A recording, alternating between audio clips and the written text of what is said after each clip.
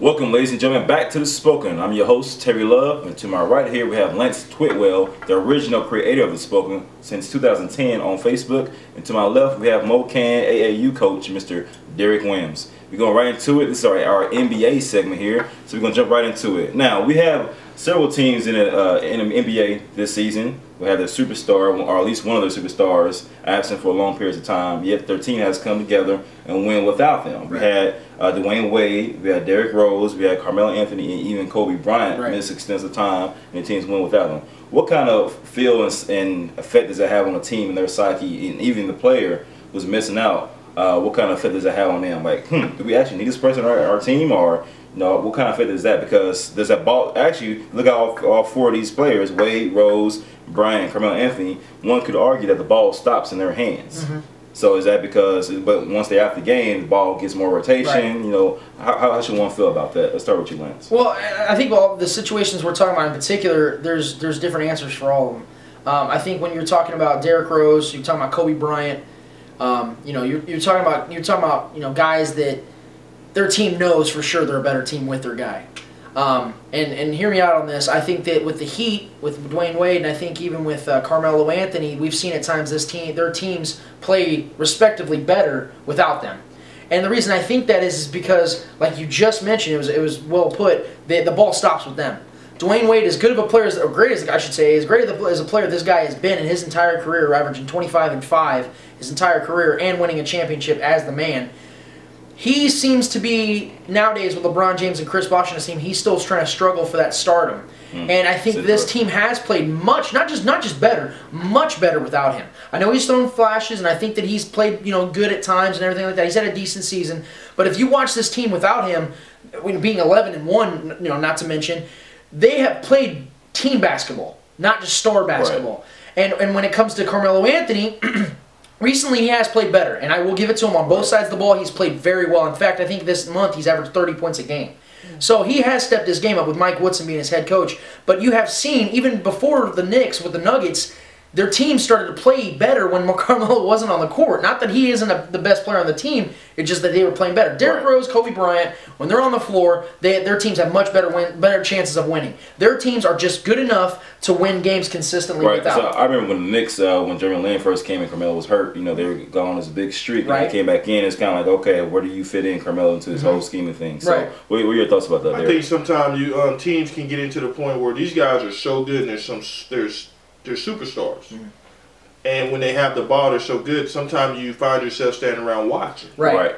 That's why last year in the playoffs with the Derrick Rose and the Bulls, his team watched them and they didn't help him out. It didn't happen because they were used to him being so good, and they really didn't know their roles. I think with him being out this year a lot has been a blessing in disguise for him. I think guys have grown into their roles, and that's just becoming from getting more reps, playing more, being put in situations down the crunch that they hadn't been in last year because it was okay. Where Rose can do it. It's kind of like with Rose and Kobe and those guys not been there. It's almost kind of like taking the training wheels off a bike. It's like now these guys know. Okay, we're confident. Confidence is a big part of sports. Get intangible. You can have all the talent in the world, and if you're not confident, or just anything you do in life, if you're not confident, don't have confidence, you're not going to go for it. I mean, confidence will take you a long way, and I think those teams now know that, okay, we can play. We know we can play. We don't have to depend on Kobe or Carmelo or Rose. So, Kawinki, then two of the teams that I picked to represent to go to the finals which are the Lakers and the Bulls, and both teams are playing well right now and had played well without their stars. And I think you'll see that in June. Well, right in that confidence situation, Derrick Rose on last night played against the Pistons this weekend. He had 24 points, 9 assists. When he had a hard foul that was hit on him on his nose, it kind of messed up the bridge of his nose, bleeding and everything. He has a fear of needles, so he just went ahead and put a Band-Aid on and went back into the game. But after the game, he was quoted saying, "I'm sick or tired of people trying to take cheap shots at him." Now, we know he plays the game very hard. He goes into the hole very hard, so on and so forth. But now we've seen that with a lot of things. We saw Kobe get hurt in the All-Star game. That was kind of an freak of nature type of play or whatnot. But the question I have is, are these new superstars of the 2000s, this new next generation, are they quote unquote Derrick's word soft? You know, than the generation before the 90s and the 80s with Jordan and the bad boy Pistons, you know, team? Are they a lot less mentally capable or strong, or they don't have? There's no really rivalries anymore. There's, you know, it's more of a, oh yeah, we're cool, we hang out and go to summer camp together, or go to South Beach or whatever. Let me answer that question. So, yes. And the reason why, and I have to be honest with you guys, Derrick Rose, I've said this on the show a few times before. He's a great player. Right. But my God, when you're gonna sit there and tell me that you're being singled out and dudes are fouling you just so hard and all this stuff, then quit driving to the hoop. Okay? If that's too hard for you, if you feel that you're being aimed at, then don't drive to the hoop. And the reason, hold on, hear me out. You know what you're getting when you drive to the hoop. You know that when you're going there, they're not going to let you just have a free passway. And if he played in the 80s and 90s, he knows that for sure that he wouldn't go there. This is the same guy last year when the old boy from the Mavericks went in and bited. No, see, that's different. That's different. No, this guy cried and moped around for 3 weeks about the hard foul. Why do I have to cry? The Lakers got swept. Andrew Bynum. Why do I have to cry? I didn't have to cry about nothing. They got swept. In the 80s and the 90s, that would have just been a foul. No. See, that's where I disagree, because Derrick Rose is complaining about fouls where there was actually contention on the ball. They were contesting the shot. Andrew Bynum went up with a straight-up elbow to foul Barea. He took his jersey out before the whistle was even blown. That's okay, because if you go back and watch the Pistons and the Bulls, there were times where Michael Jordan would get clotheslined. And were those good fouls? And they were called playoff fouls. Those are not fouls. Those are prison fouls. No, those are playoff fouls. Those are fouls you needed a career with. Those guys got up. He got up off the pavement, went to the free throw line, and shot free throws, and didn't complain. But are you going to tell me right now that made Michael Jordan happy? Oh, that was a good foul, guys. No, it didn't make him happy. It made him great. It made him great. He was already great before that. He was great if they never would have done it. Hey, but you know what? He became tougher, and they got over the hump because they couldn't beat the Pistons.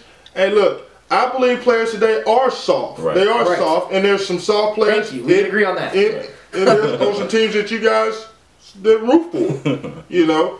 But if Rose is going to continue to cry, and I'm a big Rose fan. Let me get. We all are. We all are Rose fans. Yes.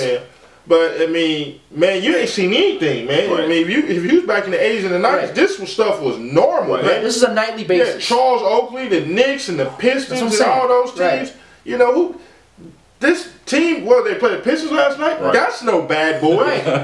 That's no bad boy. That team's one of the cellar dwellers here. Yeah, I mean, and see, my thing is this. I don't know if you guys can agree with me on this, but I think that showed a little bit of immaturity in Derrick Rose as a leader. I'm being real. I know that he has been the leader on this team, and he has put this team on his back for the last couple of years, and I'll give him all the credit in the world for that. But that showed me, I know it's frustration, I get that, but you cannot, as a leader of a team, come out and say, this league is targeting me. I'm sick of this. One thing in his defense, though, Derrick Rose doesn't usually go out and say anything to the public. He usually says, it's my fault, or I take responsibility for my team not going this far. So when he actually says something, we should actually listen. And it's probably some frustration too, because he's missed 24, 25 games this year, so he's probably getting frustrated. He got, wow. So I understand him venting, but you gotta understand what you're saying here, because now you're putting even more target on your back with the NBA. And I don't think it's a problem with Derrick, because like I said, he's not traditionally been a whiner or a guy that's outspoken to media. I think it's something that he said he wanted to get off his chest, and then we'll move on after. Right. All right. Now here's the questions here. I have all 5 positions in the NBA here. I have 2 of the best of each position. I want you guys to go and pick your pick when I say the names. We have who do you want as your point guard on your team? Rose or Russell Westbrook? Who would I rather have? Who would you rather have? Derrick Rose. After we just got done with it, I would still pick Derrick Rose. Derrick. Easy for me, Derrick Rose. Why is that? I think the kid's the best point guard that we have in basketball. I also think he's one of the top 5 or 6 players that we have in the world. He makes better decisions with the ball. He just does. I mean, he's not. And believe it or not, after we just got to talk about that, he still is not as emotional up and down on the court as Russell Westbrook is. And I think at the point guard position, you really have to really be efficient and make basketball decisions. I think Russell Westbrook gets kind of caught up in some stuff, sporadic at times, and to play that position. What about the 2 guard, Kobe or Wade? I already know yours. Easy for me, Kobe Bryant, second best 2 guard of all time. That's no brainer. Kobe Bryant. Okay, 3rd, LeBron James or Kevin Durant? I'm taking LeBron James. I told you guys numerous times I think he's the greatest basketball player in the NBA right now. So Durant's got a great scoring ability, but that's about it. LeBron James has about 4 or 5 things. If you wanted to use baseball terms, he's a 5-tool player. Not the biggest LeBron fan, but I would have to say LeBron James because he brings more to the table. You saw it here, guys. He gave LeBron some credit. I mean, what does Durant do other than scoring? Does he give you a rebound? Can he go down and lock down your best player? Yeah. His rebounds are up this year, but I mean, but they're not where they should be. When you're 6'10", right. I mean, I think overall LeBron's a better player. He can play more positions on the floor, so I think the more the better. Okay, forward, Kevin Love or Paul Gasol? I'm a Laker fan, but right now, if I had to pick today, I'd go with Kevin Love. I mean, numbers don't lie. I mean, this guy is, what, one night 50 and 20, and the next night, come on, 30. I mean, numbers don't lie. I mean, like I said, I think Paul Gasol may be probably the most versatile, big power forward in the game as far as what he can do. But right now, if I had to pick today, I'm going Kevin Love. I feel kind of bad that we left Dirk Nowitzki out of this one, but I digress. I think that Powell's defense is a little bit better, so I think that's why we put him on the list. I think that Kevin Love, without a doubt, is the best power forward in the league, just as an overall, overall player. And the reason why is like we talked a few days ago, just for the fact that this guy every night is going to give you, like video game numbers. Right. And he can do everything: shoot threes, rebound, play defense. Yes. Everything. Surprisingly, agreed 4 out of 4. How about this? Yeah, it's a weird night. I got to be center honest. position: Dwight or Bynum? Bynum. I'm gonna tell you why. Tougher. More, Dwight's more athletic, of course. But, there's a lot of players that's in the NBA that's athletic. They were in there for 2 years, and they're now sitting at home on their couch. Right. Athleticism don't win ball games. I think Bynum is efficient. He has better post move. He has a better all-around package than Dwight. And I think he's tougher. I'm still going to take Dwight Howard just for the fact that Andrew Bynum is having a very good year this year. Right. There's no reason in the world why I should take anything away from the guy. But up to this point in his career, if you wanted to rate his career, it's kind of an incomplete because we've seen a lot of injuries, a lot of attitude problems. Granted, Dwight Howard has had some serious attitude problems, and he's really lost a lot of respect in my book this season alone with the indecision and all that. But I think that if you're looking at a 3-time Defensive Player of the Year, just turned 26 a few months back, very dominant. You're going to get 20-plus points, 13 rebounds a night. He's led a team to the finals in 2009. I can't go against the guy right now. I think Bynum has the chance too. He also was shut down. You can go back and look at that finals. I think the job that Bynum did on him in the finals is one of the reasons why he won the championship. But consistency. I'm going off consistency. And I'm saying Bynum right now because we're not talking about the last 3 years. We're just talking about as of today, right now. As right now, I think Bynum's a better basketball. One last thing, about to leave on this note here. Dwight Howard, centers back in the 90s, like we previously discussed, were very tough. I don't think Dwight Howard can be asked any close to being efficient to but like we talked before the show, would Bynum be able to stay on the court because of the fact he'd be fighting every single night? We've seen him do it now. You imagine we do it back then.